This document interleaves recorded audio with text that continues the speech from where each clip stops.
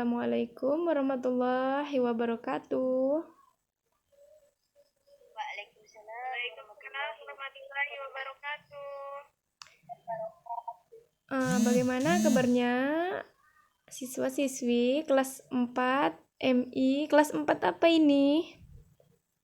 Ibu mau ngecek. 4A ya. Betul berarti ya. Hari ini kita pelajaran akidah akhlak. Ibu ngajar di kelas 4A. Oke, sebelumnya coba dinyalakan dulu itu kameranya. Ibu mau lihat. Pada kemana ini? Udah pada masuk belum semuanya? Belum masuk semua, Bu. Ada yang belum, Bu. Oh, belum ya? Tolong dikabari kawan-kawannya yang belum masuk. Iya, tolong dikabari ya. Kasih tahu karena ibu sudah masuk, udah jam pelajarannya. Baik, sebelumnya siswa-siswi, alangkah lebih baik sebelum kita memulai pelajaran pada pagi hari ini, coba kita terlebih dahulu berdoa. Silahkan kepada Dela Wulandari untuk memimpin doa belajar pada pagi hari ini. Silahkan Dela.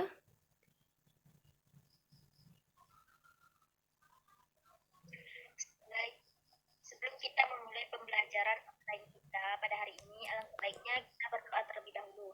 Berdoa di dalam hati saja ya, berdoa dimulai.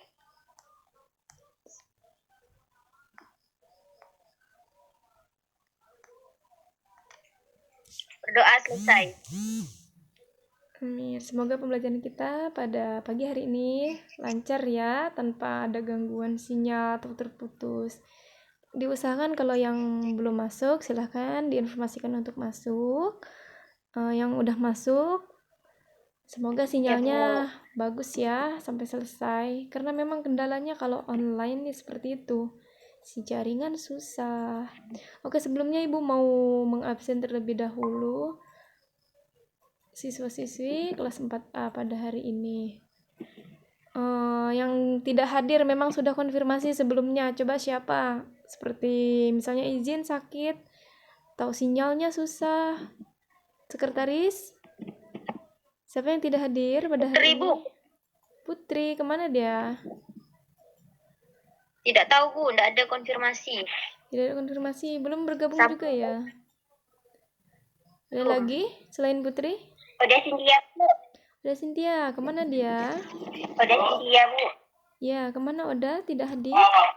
Sinyalnya kurang. Sinyal ya, sinyalnya susah. Oke, enggak apa-apa, tolong diusahakan bilangin ke Oda ya. Ati rumahnya deket kan? Boleh dikasih tahu. Atau enggak bergabung boleh. Ya, Bu, siap. Oke.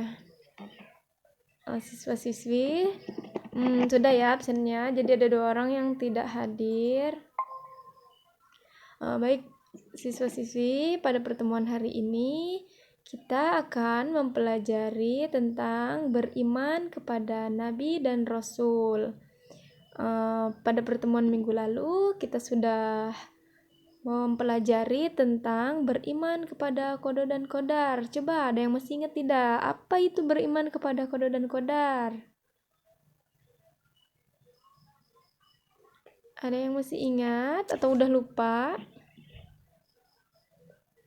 Materi minggu lalu. Saya, Bu. Ya, coba sebutkan siapa yang mau nyebutkan. Bu. Iya, Nur Latifah. Ibu Ati. Beriman kepada qadar berarti saya dan yakin akan ketetapan Allah Subhanahu wa taala, Bu. Ya, benar ya. Jadi, beriman kepada qada dan qadar adalah kita yakin ya atas ketetapan Allah Subhanahu wa taala. Nah, pada pagi hari ini kita akan mempelajari beriman kepada Nabi dan Rasul. Coba tolong satu orang siswi bantu ibu ya untuk bagikan layar. Coba Silvi boleh bantu. Silakan. Udah ibu kirim ya PPT-nya di grup, boleh kalian buka sendiri nanti buat dipelajari.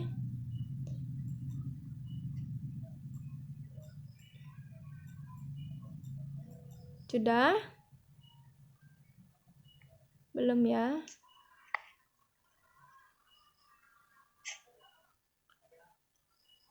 Sudah, Bu. Ya, beriman kepada Nabi dan Rasul. Coba Ibu mau tanya terlebih dahulu, apa itu beriman kepada Nabi dan Rasul Allah? Ada yang tahu? Atau sebelumnya sudah ada yang pernah dengar, pernah baca, atau bahkan belum pernah dengar, belum tahu makna beriman kepada Nabi dan Rasul? Saya, Bu. Apa coba Dela sebutkan, apa itu beriman kepada Nabi dan Rasul? Iman kepada Nabi dan Rasul ini merupakan rukun iman yang keempat dalam Islam. Kemudian, iman kepada Nabi dan Rasul artinya percaya bahwa ada sosok manusia yang Allah ciptakan dan pilih sebagai perantara di antara dirinya, yaitu Nabi dan Rasul. Iya, benar. Silahkan dibuka slide-nya, Silpi, tarik ke bawah ya. Benar kata Dela, beriman kepada Nabi dan Rasul itu berarti kita percaya dan yakin bahwa Rasul itu benar-benar utusan Allah yang ditugaskan untuk membimbing umatnya agar menempuh jalan yang benar dan diridhai oleh Allah Subhanahu wa taala sehingga selamat dunia dan akhirat ya. Jadi itu makna beriman kepada Nabi dan Rasul. Nah, sekarang kita masuk mengenai tentang perbedaan Nabi dan Rasul. Nah, di situ udah ada ya, Ibu di dalam PPT itu Ibu udah buat Rasul. Rasul itu manusia pilihan yang diberi wahyu oleh Allah Subhanahu wa taala untuk dirinya sendiri dan mempunyai kewajiban untuk menyampaikan wahyu yang diberi Allah Subhanahu wa taala untuk umatnya. Jadi, kalau Rasul itu dikasih wahyu sama Allah untuk dirinya, terus mempunyai kewajiban untuk disampaikan kepada umatnya. Kalau itu Rasul. Nah, sedangkan Nabi itu manusia pilihan juga ya, yang diberi wahyu oleh Allah sama untuk dirinya juga, tetapi tidak wajib untuk disampaikan kepada umatnya. Jadi, kalau seorang Rasul nih sudah pasti Nabi. Tapi kalau seorang Nabi itu belum tentu Rasul. Bagaimana? Paham mengenai perbedaan Nabi dan Rasul? Paham, Bu. Paham ya? Diingat-ingat. Jadi itu perbedaan Nabi dan Rasul. Gampang kok mengingatnya ya. Oke, baik. Untuk selanjutnya, coba slide-nya ditarik lagi. Oh ya, sebelumnya Ibu mau tanya, jumlah Nabi itu ada berapa coba? Ada yang tahu? 25, Bu. Ya, ada 25 ya. Nah, itu nabi-nabi itu tolong dihafalkan ya. Ibu yakin kalian pasti sudah tahu apa saja, siapa-siapa saja nama-nama nabi itu yang ada di dalam Al-Qur'an. Nah, sekarang tugas, sifat, cara beriman kepada nabi dan rasul. Sebelumnya nabi dan rasul itu kan diangkat oleh Allah Subhanahu wa taala untuk mengemban tugas suci yang mulia, yaitu menyampaikan wahyu dan risalah Allah Subhanahu wa taala untuk umat manusia. Nah, di sini ada tugas nabi dan rasul. Ada 6 ya di situ. Yang pertama, mengajak manusia menyembah Allah dan beribadah kepada Allah Subhanahu wa taala. Jadi itu tugas mereka diutus ke muka bumi ini, mengajak kita manusia nih umatnya untuk menyembah kepada Allah Subhanahu wa taala. Yang kedua, mengajarkan akidah, yaitu mengesahkan Allah Subhanahu wa taala dan menjauhi sesembahan ya. Jadi mereka diutus itu untuk membasmi seperti kayak berhala-berhala seperti zaman dulu, masih banyak ya yang seperti itu, kayak masih menyembah patung ya. Nah, kemudian tugas yang selanjutnya mengajarkan agar hidup menjadi pandai. Yang ketiga ya, mengajarkan agar hidup berakhlak mulia. Yang ketiga.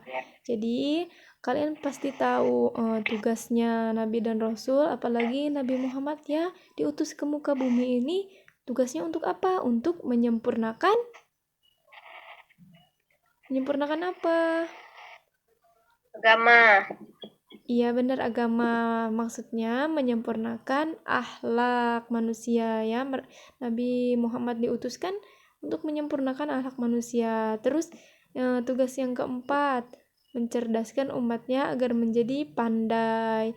Yang kelima, menyampaikan kabar gembira dan peringatan. Peringatan dari siapa? Peringatan dari Allah. Itu biasanya banyak ya terdapat di dalam Al-Quran. Nah, mereka itu ditugaskan untuk menyampaikan kepada kita umatnya. Terus yang keenam, mengajarkan hidup bermasyarakat. Terus selanjutnya ada sifat Nabi dan Rasul. Coba ada berapa di situ? Sudah Ibu kelompokkan? Ada berapa? Ya benar, ada 3 ya. Apa yang pertama? Ada sifat wajib, Yang kedua? sifat mustahil, Yang ketiga? sifat jaiz. Ya benar ya, ada 3.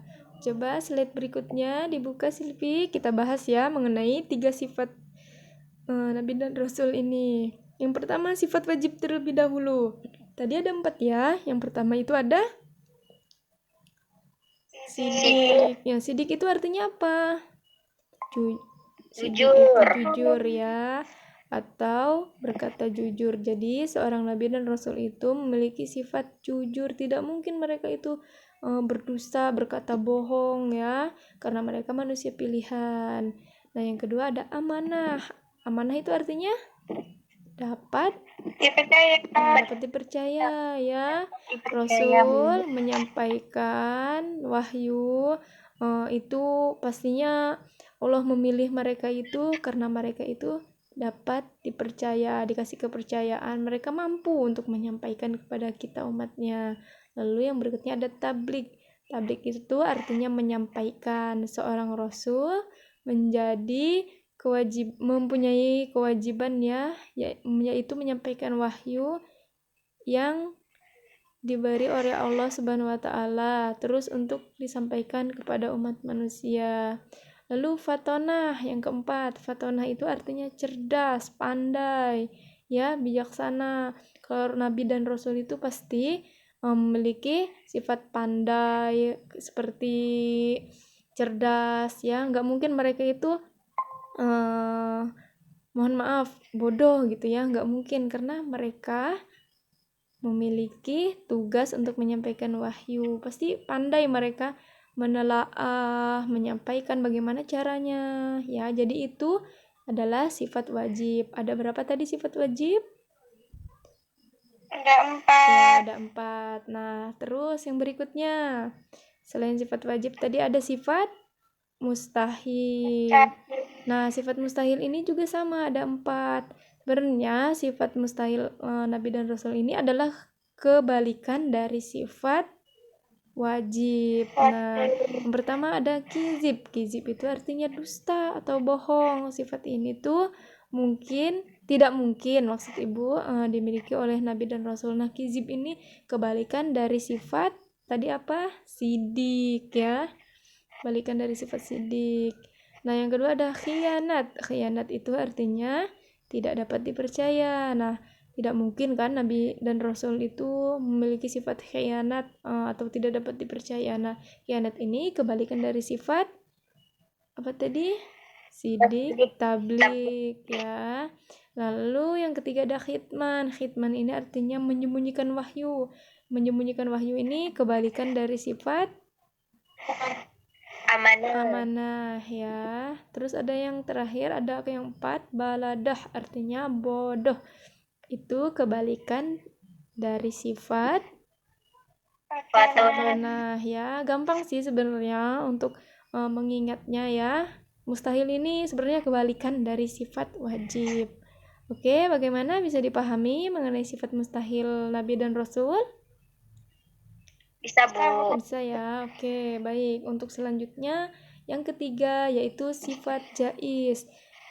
Nah, sifat jaiz para nabi dan rasul ini hanya terdapat satu atau bisa disebut dengan aradul basyariyah yang memiliki arti bahwa mereka memiliki sifat seperti Manusia. Apa contohnya? Coba sebutin. Ada makan, minum, tidur. Ya, benar ya. Sakit. Mereka juga merasakan sama seperti kita ya. Menikah, sama berumah tangga ya. Jadi itu ada sifat jais, Nabi dan Rasul hanya ada satu ya, sama seperti kita manusia.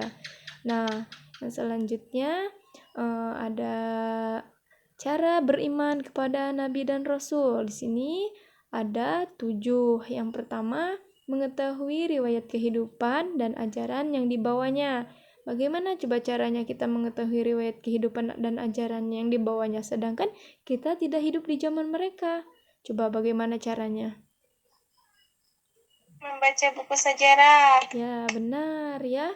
Membaca buku sejarah atau buku kisah-kisah Nabi dan Rasul, atau juga kita bisa menonton di YouTube, membuka artikel di HP ya.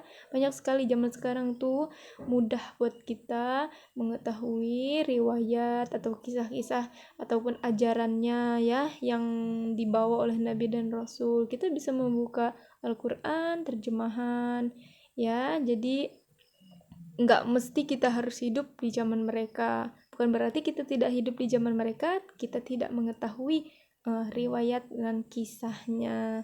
Yang kedua, yaitu membenarkan berita yang disampaikan para rasul.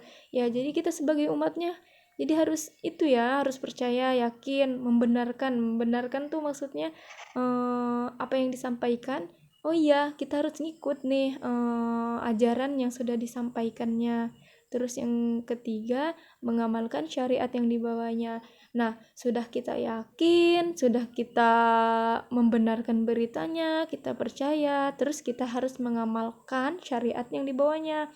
Mengamalkan artinya tuh seperti mengikuti lah ya apa yang diperintahkan gitu.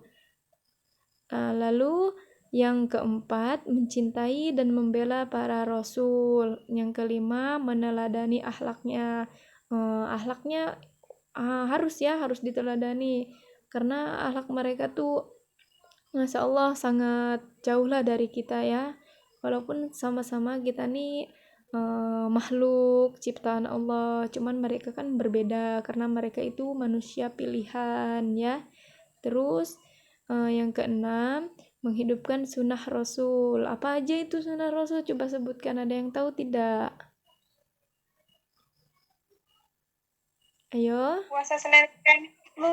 Ya, benar. Puasa Senin Kamis. Apalagi? Coba sebutin. Yang sunnah-sunnah. Apa? Salat apa? Puasa sunnah. Puasa sunnah. Salat tahajud, benar. Apalagi? Senin Kamis. Puasa ya. Puasa-puasa yang di luar Ramadan tentunya ya. Terus yang ketujuh, ada memperbanyak membaca salawat atas Nabi Muhammad SAW. Coba ada yang tahu kenapa kita harus membaca salawat Nabi dan membaca salawat kepada Nabi? Terus apa manfaatnya? Apa yang kita dapat dari kita membaca salawat? Kesenangan di dalam jiwa. Kenapa? Kesenangan di dalam jiwa saat Ya. kita membaca salawat. Ya benar ya. Jadi kita lebih tenang. Terus juga nggak sia-sia loh kita membaca atau memperbanyak salawat itu, karena kita dijanjikan akan mendapatkan syafaat. Selain mendapatkan syafaat, kita juga mendapatkan pahala ya tentunya. Dengan membaca salawat itu membaca atau memperbanyak salawat bukan berarti kita harus teriak-teriak kencang-kencang dengan suara yang tinggi. Kita juga bisa membaca salawat dengan dilakukan di dalam hati ya. Yang penting niatnya saja. Oke, materinya sudah habis ya. Semoga apa yang Ibu sampaikan ini dapat dipahami, dapat dimengerti. Sebelumnya Ibu mau tanya nih, coba tadi apa saja sifat Nabi dan Rasul itu ada berapa? Coba ini slide-nya tolong dihilangkan dulu, Silpi. Ya, coba Ibu tanya, apa tadi? Apa saja?